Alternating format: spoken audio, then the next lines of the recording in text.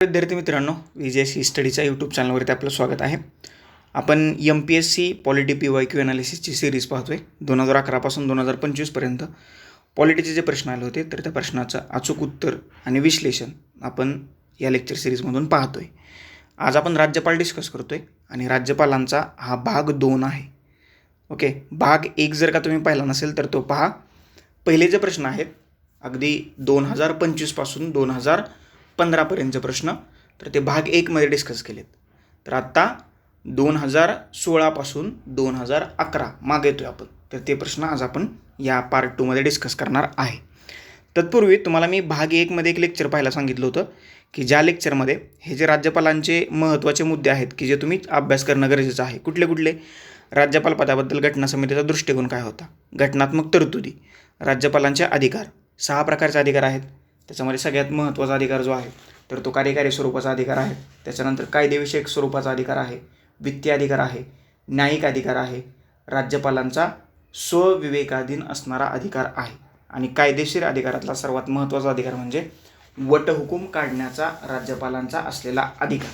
हे सगळे अधिकार तुम्हाला माहीत पाहिजेत आणि राज्यपालांच्या विशेष जबाबदाऱ्यासुद्धा आहेत, हे सुद्धा तुम्हाला माहीत असलं पाहिजे, बरोबर. त्याच्यानंतर राज्यपालांचं घटनात्मक स्थान आणि राज्यपालांची भूमिका आणि विसंगती.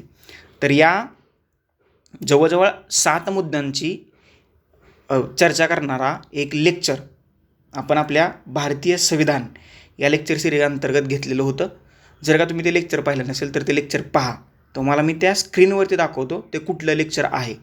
इथं फक्त आपण प्रश्नांचं विश्लेषण पाहतोय. त्या लेक्चरमध्ये आपण राज्यपालांची सगळी माहिती एकाच ठिकाणी दिली आहे. तर ते लेक्चरचे मी तुम्हाला स्क्रीनवरती दाखवतो.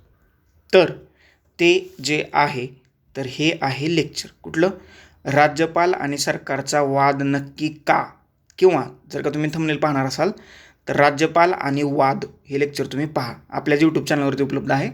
प्लेलिस्टचं नाव काय आहे, भारतीय संविधान, जी लेक्चर सिरीज सुरू केलेलं आहे तर त्याच्यामध्ये तुम्हाला हे लेक्चर पाहायला मिळेल. या लेक्चरमध्ये आपण राज्यातल्या राज्यपालांच्या ज्या सगळ्या महत्त्वाच्या गोष्टी आहेत तर त्या इथं आपण डिस्कस केलेल्या आहेत. तर हे लेक्चर पहा. आणि आजच्या लेक्चर सिरीजमध्ये ही जी PYQ ॲनालिसिस असणारी लेक्चर सिरीज आहे तर इथं फक्त आपण प्रश्न आणि त्याचं अचूक उत्तर आणि गरज पडल्यासच चर्चा, जास्तीचं एक्सप्लेनेशन आपण करणार आहे, कारण ते रिपीट होईल. सगळी चर्चा जी आहे तर ते आपण या लेक्चरमध्ये केली. त्याच्यामुळे हे जे लेक्चर आहे तर तुम्ही हे लेक्चर एकदा पाहून घ्या. आणि हे लेक्चर कुठं उपलब्ध आहे, प्लेलिस्ट सेक्शन जो आहे आपल्या, तर तिथं तुम्ही भारतीय संविधान, ओके, भारतीय संविधान ही जर का प्लेलिस्ट पाहिली तर भारतीय संविधानामध्ये लेटेस्ट ॲड केलेलं हे लेक्चर आहे, राज्यपाल आणि वाद, किंवा त्याचं सबटायटल असं आहे, राज्यपाल आणि सरकारांचा वाद नक्की का, संविधानिक तरतुदीचं विश्लेषण. मीच केलं आहे, पाहून घ्या तुम्ही. आलं लक्षात, समजलं. हे लेक्चर पहा, राज्यपालांबद्दलच्या सगळ्या गोष्टी तर क्लिअर होतील. चलो प्रश्नांना सुरुवात करूया. पहिला प्रश्न तुमच्या स्क्रीनवरती आला आहे बघा. 2016चा अरुणाचल प्रदेशमध्ये ज्या घटना घडल्या होत्या तर त्या तत्कालीन परिस्थितीला अनुसरून हा आयोगाने प्रश्न विचारला आहे. आत्ता या प्रश्नाचा रिलेव्हन्स 0 आहे, 0, हे लक्षात ठेवा, 0% आहे. त्याच्यामुळं हा प्रश्न तुम्ही नाही सोडवला तरी सुद्धा चालेल. परंतु बघा, प्रश्न तर वाचून बघू आपण. राज्याच्या राज्यपालांनी केलेली राष्ट्रपती राजवटीची शिफारस न्यायालयीन चिकित्सेच्या कक्षेत येत नाही. येते ना ती कक्षेत, येत कोण नाही म्हटलं. जर का त्यांनी राष्ट्रपती राजवटीची शिफारस केलेली असेल तर ती न्यायालयीन कक्षेत येते. लक्षात ठेवा, राष्ट्रपती राजवट लागू करणं हा राष्ट्रपतींचा स्वविवेकाधीन अधिकार आहे.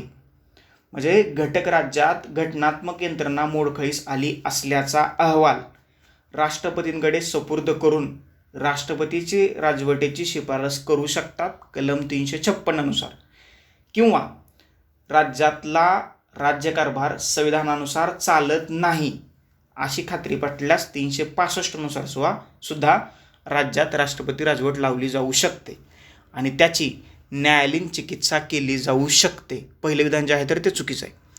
भारतीय राज्यघटनेच्या कलम 361 नुसार राज्यपालांनी त्यांच्या कार्यकक्षेत राहून केलेल्या कृतीला कायदेशीर कारवाईपासून संरक्षण दिलं गेलं आहे. हे विधान मात्र बरोबर आहे.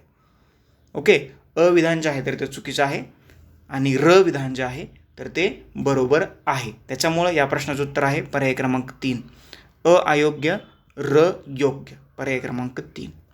पुढचा प्रश्न, खालीलपैकी कोणत्या राज्यपाल नियुक्त व्यक्तींना केवळ राज्यपालच पदावरून हटवू शकतो. म्हणजे कुठल्या व्यक्ती आहेत की ज्या म्हणजे या सगळ्या व्यक्ती राज्यपालांनी नियुक्त केलेल्या आहेत बरं का, परंतु ह्याच्यातल्या कुठल्या व्यक्ती आहेत की ज्यांना फक्त राज्यपालच हटवू शकतो. बघा, महाधिवक्ता नियुक्ती राज्यपालच करतो आणि त्याला राज्यपालच हटवू शकतो. महाधिवक्त्याचं कलम कोणतं? कलम 165. पुढं आपण पाहूयाच. त्याच्यानंतर राज्य वित्त आयोगाचे सदस्य, हे सुद्धा बरोबर आहे. राज्य लोकसेवा आयोगाचे सदस्य नाही. राज्य लोकसेवा आयोगाचा अध्यक्ष आणि सदस्य यांना पदावरून हटवण्याचा अधिकार भारताच्या राष्ट्रपतींना आहे, परंतु त्यांची नियुक्ती मात्र राज्यपाल करतात, हे लक्षात ठेवा. राज्य विद्यापीठाचे कुलगुरू, हे मात्र बरोबर आहे. तर अ, ब आणि ड पर्याय क्रमांक 2 जे आहे तर या ठिकाणी आपल्या प्रश्नाचं उत्तर आहे. यांची नियुक्ती राज्यपालच करतात आणि यांना पदावरून सुद्धा राज्यपालच हटवतात. त्याच्यामुळे पर्याय क्रमांक 2 आपल्या प्रश्नाचं उत्तर आहे. पुढचा प्रश्न, खालीलपैकी कोणतं विधान बरोबर नाही? बरोबर नाही याचा अर्थ चुकीचं असणारं विधायक शोधायचं आहे. राज्यपाल पदाचा ठरलेला कार्यकाल 5 वर्ष आहे, परंतु ते राष्ट्रपतींच्या मर्जीवर पद धारण करतात. बरोबर आहे हे विधान. राष्ट्रपतींची मर्जीबाबत न्यायालयात दाद मागता येत नाही. बरोबर आहे. राज्यपालांना पदाची सुरक्षितता नाही, त्यांना राष्ट्रपती पदावरून कोणत्या क्षणी हटवू शकतात. बरोबर आहे. राज्यघटनेने काही कारणे सांगितले आहेत ज्यावरून राष्ट्रपती राज्यपालांना पदावरून हटवू शकतात. असं कुठलंही कारण राज्यघटनेत सांगण्यात आलेलं नाही. त्याच्यामुळे पर्याय क्रमांक 4 जे आहे तर ते चुकीचं आहे. That's it. राज्यघटनेत काही सांगण्यात आलेलं नाही. ते केंद्र सरकारला वाटेल त्यावेळेस एखाद्या राज्यपालाला हटवू शकतात किंवा त्याची नेमणूक करू शकतात. पुढचा प्रश्न, खालीलपैकी कोणतं विधान चुकीचं आहे? चुकीचं असणारं विधान शोधायचं आहे. राज्यपाल हा राज्याचा घटनात्मक प्रमुख आहे. बरोबर आहे. मुख्यमंत्री हा राज्य शासनाचा प्रमुख आहे. बरोबर आहे. सचिव हा राज्याचा प्रशासकीय प्रमुख आहे. चुकीचं आहे. पर्याय क्रमांक 3, तो प्रशासकीय प्रमुख नाही. पुढचा प्रश्न, खालील विधानं विचारात घ्या. तुम्हाला 4 विधानं दिलेत, त्याच्यातलं बरोबर किंवा चुकीचं विधान ओळखायचं आहे. जर राज्यपालाकडून प्राप्त झालेल्या अहवालानुसार अथवा अन्य मार्गाने राष्ट्रपतींचे समाधान झालं की राज्यशासन राज्यघटनेनुसार चालत नाही तर ते राष्ट्रपती राजवट लागू करू शकतात. बरोबर आहे. राष्ट्रपतीचं समाधान म्हणजे केंद्र सरकारचं समाधान, हे सुद्धा बरोबर आहे. राष्ट्रपती राजवट ही प्रत्यक्षात केंद्र सरकारची राजवट असते, हे सुद्धा बरोबर आहे. राज्यघटनेच्या कार्याचं पुनर्वलोकन करणाऱ्या राष्ट्रीय आयोगाने अनुच्छेद 356 हे वगळण्यात यावं अशी शिफारस केली होती. वगळण्यात यावं नाही, त्याची व्यवस्थितपणे म्हणजे खरंच गरज असेल तरच हे 356 प्रमाणे एखाद्या राज्यात राष्ट्रपती राजवट लागू करण्यात यावी असं त्यांनी सांगितलं होतं. वगळण्यात यावं असं सांगितलं नव्हतं.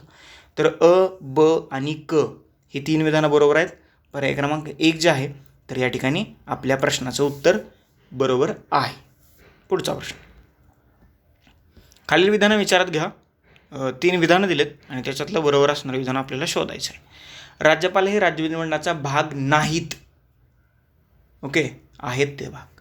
पहिलं विधान चुकीचं आहे, कारण कार्यकारी घटक राज्याचं जे कार्यकारी मंडळ असतं तर त्याच्यात राज्यपाल, मुख्यमंत्री आणि मुख्यमंत्र्यांच्या नेतृत्वाखालील मंत्रिमंडळ आणि राज्याचा महाधिवक्ता यांचा समावेश होतो. राज्यपालांना विधानसभा आणि विधान परिषदेला संबोधित करण्याचा अधिकार आहे. बरोबर आहे. आपल्याला बरोबर शोधायचं होतं. ब बरोबर आहे.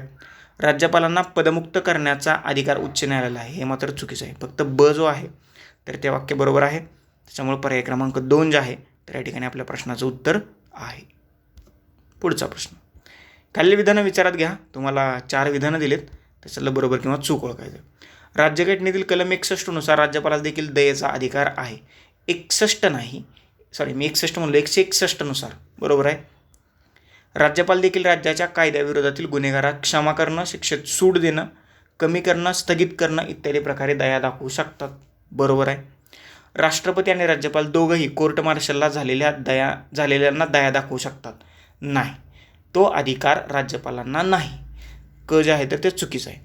राष्ट्रपती देहदंडाची शिक्षा माफ करू शकतात, मात्र अशा स्वरूपाचा अधिकार राज्यपालांना नाही, हे सुद्धा बरोबर आहे. तर अ, ब आणि ड ही 3 विधानं जी आहेत तर ती बरोबर आहेत आणि क विधान जे आहे तर या ठिकाणी चुकीचं आहे. पर्याय क्रमांक 4 जे आहे तर ते आपल्या प्रश्नाचं उत्तर आहे. अ, ब, ड बरोबर आहेत आणि क जे विधान आहे तर या ठिकाणी चुकीचं आहे. पुढचा प्रश्न, राज्यपाल पदाबाबत खालील विधानं विचारात घ्या. पदाबाबत म्हटले, राज्यपालाची नियुक्ती राष्ट्रपतीकडून केली जाते. No doubt. बरोबर आहे. राज्यपाल पदाचा कार्यकाल 5 वर्ष आहे, परंतु राष्ट्रपतींची मर्जी असेपर्यंत पदावरती राहतात. बरोबर आहे. राज्यपालांना कार्यकाळाची हमी नाही. बरोबर आहे. राष्ट्रपतींच्या मर्जीला न्यायालयात आव्हान देता येत नाही. बरोबर आहे. बरोबर विधानं पर्याय क्रमांक 4. 4च्या 4 विधानावरची या ठिकाणी आपल्याला बरोबर असल्याचं दिसतंय. पुढचा प्रश्न. आता काय प्रश्न बघा, काय सांगितले त्यांनी, एक विधान दिले आणि राज्यपाल पदाचं वर्णन असं कोणी केलं हे त्यांना सांगायचं आहे. एक हॉटेल चालवणं आणि पाहुण्यांचं आदरातिथ्य करणं राज्यपालाच्या कार्याचं अशा प्रकारे कोणी वर्णन केले? कोणी केले? हे जरा थोडंसं जुनं म्हणजे राज्यघटनेच्या निर्मितीच्या प्रक्रियेमध्ये जावा. तर असं जे वर्णन आहे तर ते के.एम. मुन्शी यांनी केलं आहे. बरोबर. आणि याच्यावरतीच 2024च्या कंबाईनला प्रश्न आला होता, मुन्शी अय्यंगार फॉर्म्युला. तुम्ही सोडवला असेल मे बी. तर मुन्शी अय्यंगार फॉर्म्युला जो आहे तर तो भाषेसंबंधित होता. भाषा, लँग्वेज. येतं का लक्षात? असं तुम्हाला कोरिलेट करता आलं पाहिजे. पुढचा प्रश्न. पुढील 2 विधानापैकी कोणतं विधान योग्य आहे? योग्य असणारं विधान शोधायचं आहे. वित्त आयोगाची नेमणूक हे राज्यपालांचं कार्यकारी कर्तव्य आहे. नाही. ते कार्यकारी कर्तव्य आहे का? तर ते कसं आहे? तर तो त्यांचा वित्तीय अधिकार आहे. कसला? Financial rights of states governor is वित्त आयोगाची नेमणूक. That's it. पहिलं विधान चुकीचं आहे.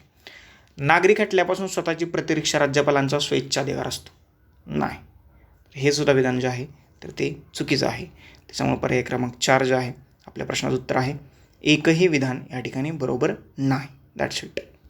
पुढचा प्रश्न.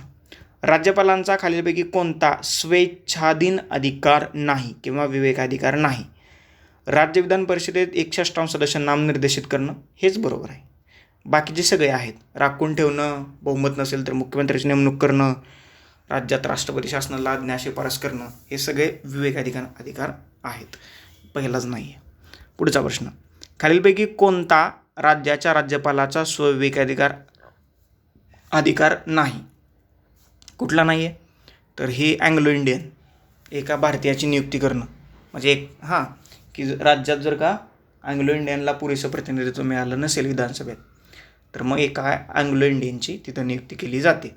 परंतु ती जी तरतूद आहे तर ती आत्ता काढून टाकण्यात आलेली आहे. त्याच्यामुळे आत्ता काही ते करू शकत नाहीत. तरीसुद्धा त्यावेळेला 2014ला पर्याय क्रमांक 3 याचं उत्तर होतं. पुढचा प्रश्न. आपण जे एक वाक्य दिले आणि ते कोणी म्हटले ते ओळखायचं आहे. आपण जे संविधान तयार करतो आहोत त्यात जरी त्याला फारच कमी अधिकार दिले असले तरी एखादा राज्यपाल गैर असल्यास बरीच गडबड करू शकतो. संविधान सभेतील हे विधान कोणाचं आहे?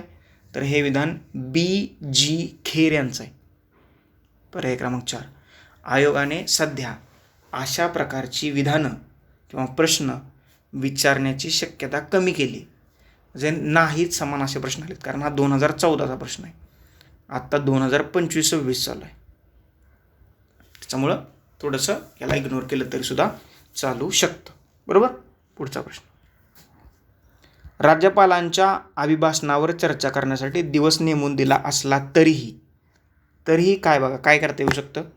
विधेयक किंवा विधेयक मांडण्याची परवानगी मिळवण्यासाठी एक किंवा अनेक प्रस्ताव आणता येतील आणि अशा दिवशी विधेयक किंवा विधेयकं मांडता येतील. बरोबर आहे का? तर बरोबर आहे. विधानसभेने राज्यपालांच्या अभिभाषणावर चर्चा सुरू करण्यापूर्वी किंवा ती पुढे चालू करण्यापूर्वी औपचारिक स्वरूपाचं इतर कामकाज करता येईल. बरोबर आहे का? तर हे सुद्धा बरोबर आहे. पर्याय क्रमांक 3. दोन्ही विधानं या ठिकाणी आपल्याला अचूक असल्याचं किंवा बरोबर असल्याचं लक्षात येतं. पुढचा प्रश्न. खालील 2 पैकी कोणतं विधान योग्य आहे? योग्य असणारं विधान तुम्हाला शोधायचं आहे. राज्यपालांचा पॉकेट वेटो अधिकाराने शासनाचं विधेयक नाकारलं जातं. पॉकेट वेटो नाही आहे. म्हणजे शासनाचं विधेयक नाकारलं जात नाही. पॉकेट वेटो नाही, म्हणजे पॉकेट वेटो आहे पण विधेयक नाकारलं जात नाही. कारण त्याला काउंटर कसे करेल राज्य विधिमंडळ? एखादं विधेयक नव्याने पारित करून. बरोबर. त्याच्यामुळे पहिलं चुकीचं आहे. राज्यपालांना पॉकेट वेटो वापरण्याचा अधिकार कलम 156 खाली प्रदान करण्यात आलेला आहे. नाही. हे सुद्धा विधान जे आहे तर ते चुकीचं आहे. पर्याय क्रमांक किती आहे? पर्याय क्रमांक 3. एकही नाही. पर्याय क्रमांक 3. That's it. आणि इथं जे 156 आले तर 156 मध्ये कशाची तरतूद आहे? राज्यपाल पदाचा कार्यकाळ हे लक्षात ठेवा. राज्यपाल पदाच्या कार्यकालाची तरतूद म्हणजे तुम्हाला 156 जरी माहीत असलं असतं कलम काय तर ते वाक्य बरोबर आहे की चुकीचं आहे हे तुम्हाला ठरवता आलं असतं. त्याच्यामुळे हे थोडंसं माहिती असायला पाहिजे. पुढचा प्रश्न. राज्यपालाचा कार्यकाल हा सामान्यपणे 5 वर्षाचा असतो, मात्र तत्पूर्वी तो संपुष्टात येऊ शकतो. कधी येऊ शकतो? पंतप्रधानाच्या सल्ल्याने राष्ट्रपतींकडून बडतर्फी. आणि आपल्याला काय करायचं आहे? संपुष्टात येऊ शकतो असं त्यांनी विचारलं आहे. कधी संपुष्टात येऊ शकतो ते सांगायचं आहे. बघा, बडतर्फी बरोबर आहे. मुख्यमंत्र्याच्या सल्ल्याने राष्ट्रपतींकडून बडतर्फी चुकीचं आहे. सर्वोच्च न्यायालयाच्या मुख्य न्यायाधीशांच्या सल्ल्याने राष्ट्रपतींकडून बडतर्फी हे सुद्धा चुकीचं आहे. आणि राजीनामा आणि ड हे 2 पर्याय बरोबर आहेत. तर असा ऑप्शन किती नंबरचा आहे? आणि ड बरोबर असणारा आणि ड पर्याय क्रमांक 3 आणि ड. That's it. पुढचा प्रश्न. राज्यपालाचे कार्य व अधिकार यासंबंधी कोणतं विधान चुकीचं आहे? चुकीचं असणारं विधान जे आहे तर ते शोधायचं आपल्याला. राज्यपाल राज्य शासनाचा कार्यकारी प्रमुख असतो. बरोबर आहे. राज्यपाल राज्यातील विद्यापीठांचा कुलपती असतो. बरोबर आहे. आणि तो कुलगुरूंची नियुक्ती करतो. मुख्यमंत्र्याच्या सल्ल्याप्रमाणे राज्यपाल कोणत्याही मंत्र्याला पदच्युत करू शकतो. हे सुद्धा बरोबर आहे. राज्यपालाला उच्च न्यायालयाच्या न्यायाधीशांची नेमणूक करण्याचा अधिकार आहे. हे चुकीचं आहे. उच्च न्यायालयाच्या न्यायाधीशांची नेमणूक भारताचे राष्ट्रपती करतात आणि त्यावेळेला फक्त राज्यपालाची सल्लामसलत केली जाते. पर्याय क्रमांक 4 या ठिकाणी आपल्या प्रश्नाचं उत्तर आहे. पुढचा प्रश्न. जोड्या लावायच्यात, जुळणी करा म्हणते यांनी. बघा इथं कलम आहेत, हे थोडंसं मिसमॅच झालं आहे. तर या प्रश्नाचं उत्तर सोपं आहे. डायरेक्ट उत्तर सांगतो. पर्याय क्रमांक 1 जोड्या लावा. ही कलम आहेत.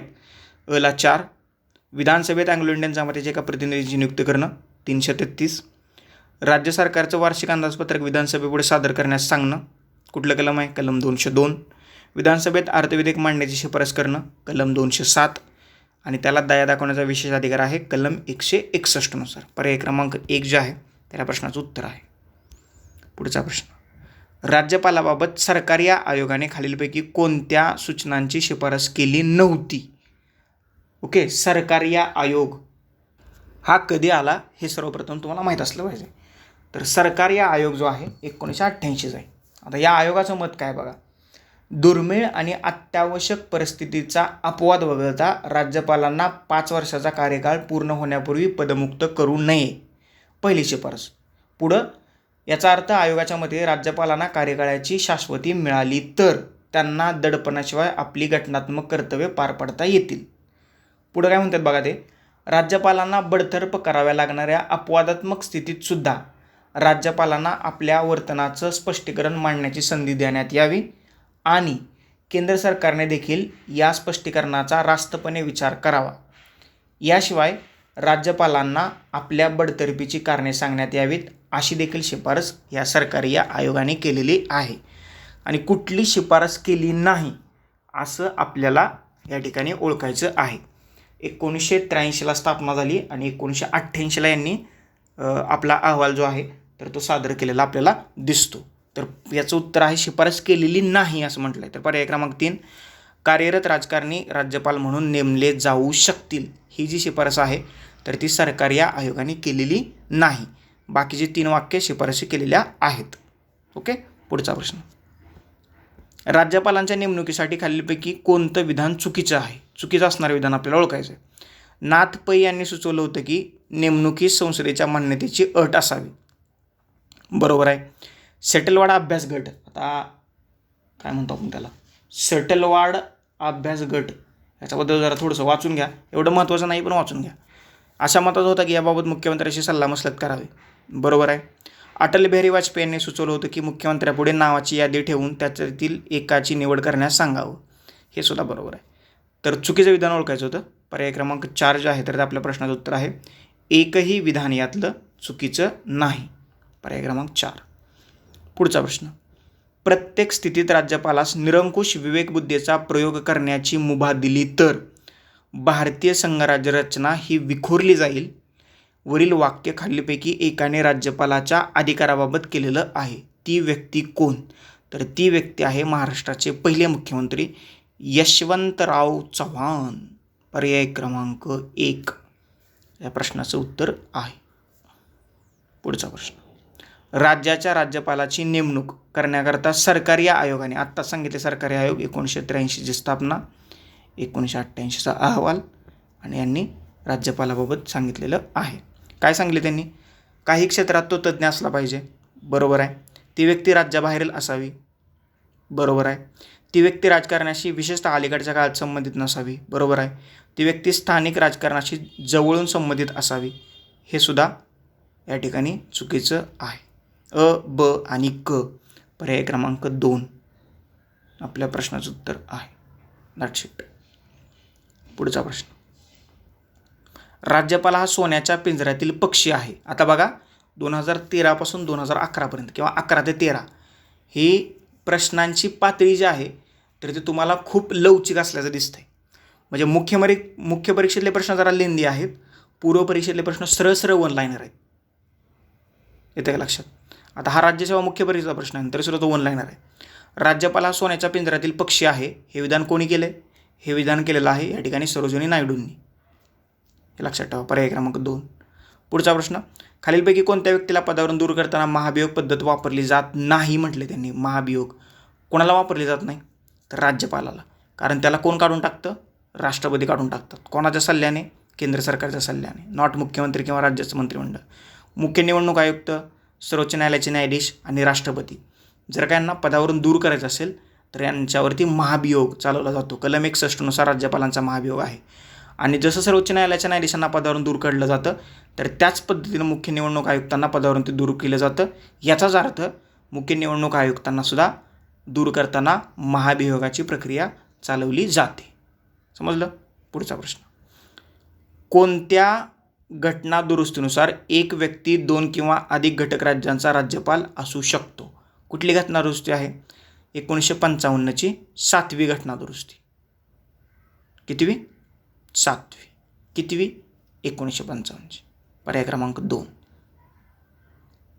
सॉरी 1 मिनटं. 1956ची, नॉट 55ची. 1956ची. It's my mistake. परंतु 7वी घटना दुरुस्ती कॉन्स्टंट आहे, लक्षात ठेवा. 1956ला झाली, मी 55 म्हणलो. या ठिकाणी काय उत्तर असायला पाहिजे? पर्याय क्रमांक 3. 1956ची 7वी घटना दुरुस्ती. पुढचा प्रश्न. योग्य कथने ओळखा किंवा कथन ओळखा. राज्यपाल 1/12 सदस्य विधान परिषदेत नियुक्त करू शकतात. चुकीचं आहे. राज्यपाल राज्य विधिमंडळाचं अंग असतात, हे बरोबर आहे. तर अचूक ब बरोबर. अचूक ब बरोबर. पर्याय क्रमांक 2. हे ब जे आहे तर ते चुकीचं असं कन्सिडर करा. पर्याय क्रमांक 2 आपल्या प्रश्नाचं या ठिकाणी उत्तर आहे. पुढचा प्रश्न. महाराष्ट्रात सर्वात जास्त काळ पदावर राहणारे राज्यपाल कुठले? PC अलेक्झांडर राहिलेले आहेत आणि क्रम लावायला आलता महाराष्ट्राच्या राज्यपालाच्या बाबतीत. ते लेटेस्ट आहेत. लेटेस्ट म्हणजे खूप लेटेस्ट नाही आहेत, पण लेटेस्ट आहेत त्या क्रम लावायच्या बाबतीत. पर्याय क्रमांक 4 या प्रश्नाचं उत्तर आहे. पुढचा प्रश्न. योग्य विधाने ओळखा. तुम्हाला 2 विधानं दिले, त्याच्यातलं योग्य विधान ओळखायचं आहे. राज्य विधिमंडळाचं अधिवेशन चालू नसेल तेव्हा फक्त राज्यपाल वटहुकूम काढू शकतात, बरोबर आहे. राज्यपाल कधीही वटहुकूम मागे घेऊ शकतात, हे सुद्धा बरोबर आहे. अ आणि ब दोन्ही विधान योग्य आहेत. पर्याय क्रमांक 3. कलम 213 राज्यपाल वटहुकूम काढू शकतात.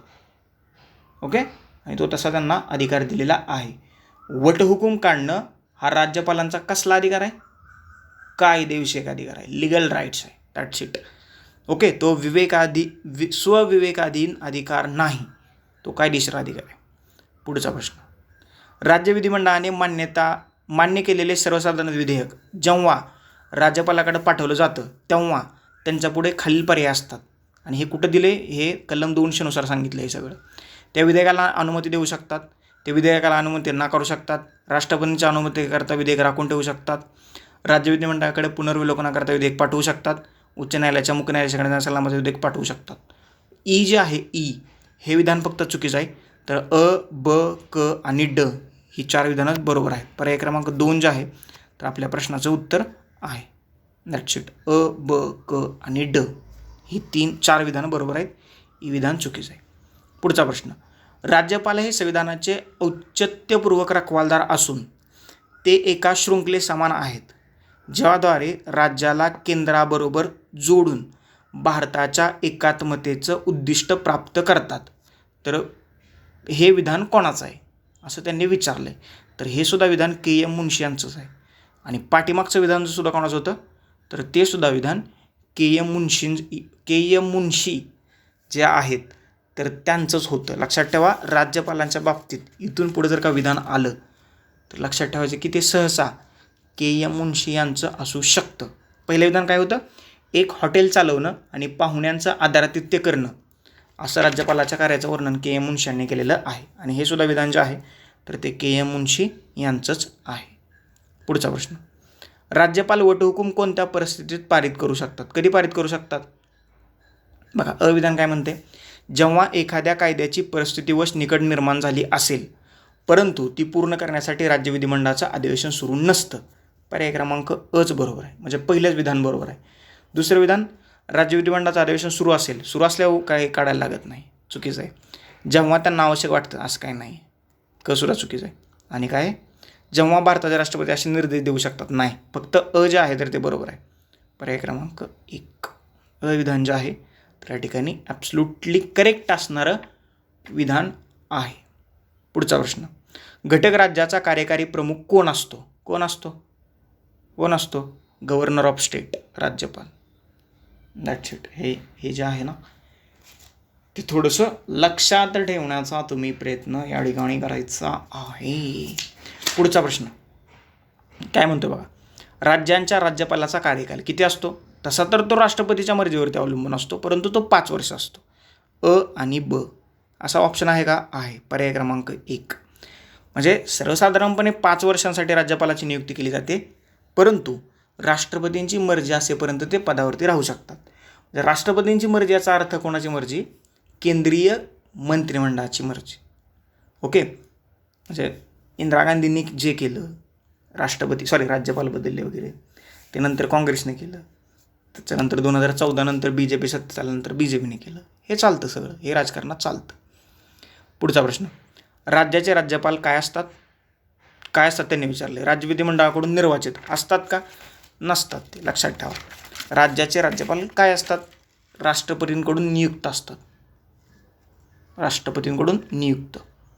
पर्याय क्रमांक 3 राष्ट्रपतींकडून नियुक्त असतात. पुढचा प्रश्न, उच्च न्यायालयाचे न्यायाधीश डॅश डॅशकडून नियुक्त केले जातात. कोणाकडून केले जातात? राष्ट्रपतीकडून. पर्याय क्रमांक 4. पण त्यावेळेस संबंधित राज्याच्या राज्यपालाबरोबर राष्ट्रपती सल्लामसलत करतात, हे सगळ्यात जास्त महत्त्वाचं आहे. आणि मगच राष्ट्रपतीकडून संबंधित राज्याच्या उच्च न्यायालयाच्या न्यायाधीशांची नियुक्ती जी आहे तर ती राष्ट्रपतींकडून केली जाते. समजलं? पुढचा प्रश्न, राज्यपाल कोणास जबाबदार असतो? भारताच्या राष्ट्रपतींना. पुढचा प्रश्न, डॅश डॅश हे मुख्यमंत्री आणि मंत्रिमंडळाच्या सल्ल्याने आपले अधिकार वापरू शकतात. कोण? राज्यपाल. पर्याय क्रमांक 3. आणि आजचा आपला शेवटचाच प्रश्न, घटक राज्याच्या संचित निधी सुरक्षित ठेवण्याचा अधिकार कोणाला आहे?